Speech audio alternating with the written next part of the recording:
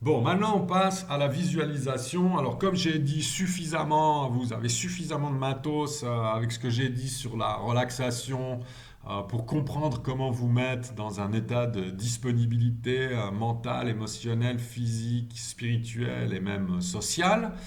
La visualisation, c'est un exercice spécifique. Donc, pour la plongée, vous allez créer votre patron de plongée. Pour ça, vous prenez votre profondimètre, si vous en avez un.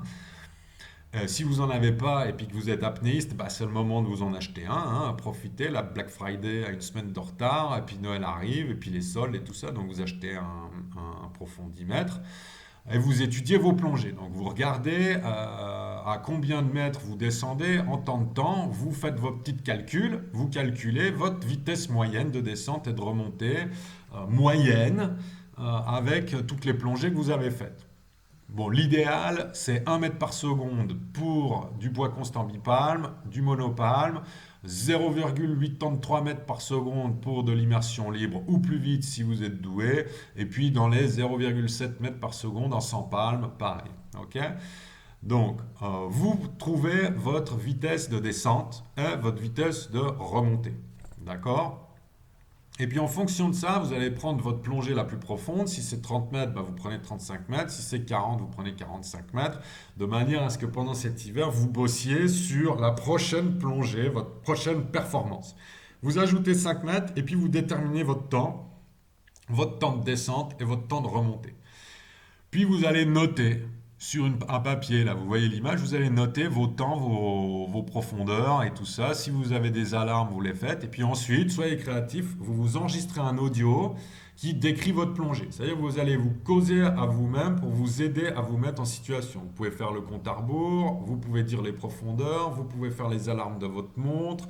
Vous pouvez vous dire quelque chose d'encourageant, mouse feel, 22 mètres, mouse feel, 50 mètres, attention, réflexe inconscient de la glotte.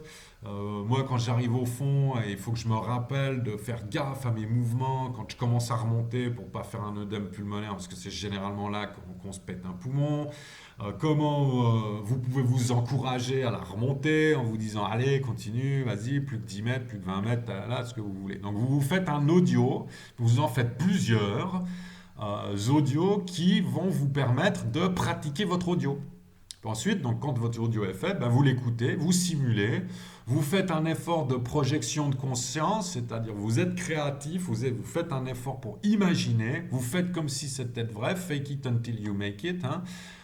Vous le faites en apnée, vous pouvez faire les compensations avec votre colonne à bulles, vous pouvez tout mettre en même temps. Sortez votre colonne à bulles, votre masque, votre bidule, tout ça, tout ce dont vous avez besoin, et puis vous faites une parfaite simulation à sec de votre plongée. Ça, c'est très très bien, c'est très très bien. Vous pouvez simplement l'écouter en boucle pendant que vous dormez, hein, de manière à vous programmer l'inconscient, parce que le programmage est fait pour dégager le conscient, et ça de manière à le rendre disponible pour la préparation respiratoire avant plongée par exemple, ou disponible de manière pure, sans pensée, sans arrière-pensée, sans stress. Donc programmez-vous, créez des automatismes, et puis une autre fois, ou une fois qu'on se rend compte, vous allez voir que le programmage, là je vous parle d'une plongée qui dure 2 minutes, 3 minutes, mais en mode de compétition intense, on rentre carrément dans un rituel où toute action de la journée est programmée à comment on va manger, quelle quantité, quelle heure on va dormir, comment on va dormir, les exercices qu'on va faire au matin, quand est-ce qu'on prend sa douche,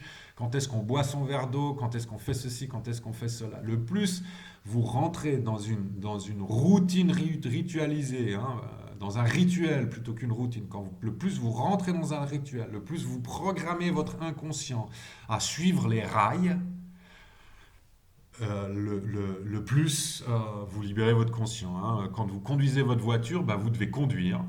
Et puis quand vous prenez le train, bah, vous vous posez et puis vous êtes peinard. Il y a des rails, vous n'avez pas besoin de regarder les virages, ce genre de trucs.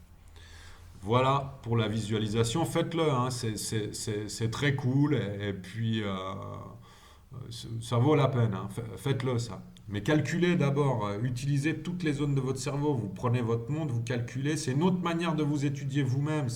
Là, c'est le scientifique qui va étudier sa montre. Vous avez un profondimètre, il sert à quelque chose. Il n'y a pas 50 options sur votre profondimètre pour que vous en utilisiez qu'une seule, quoi. Ok.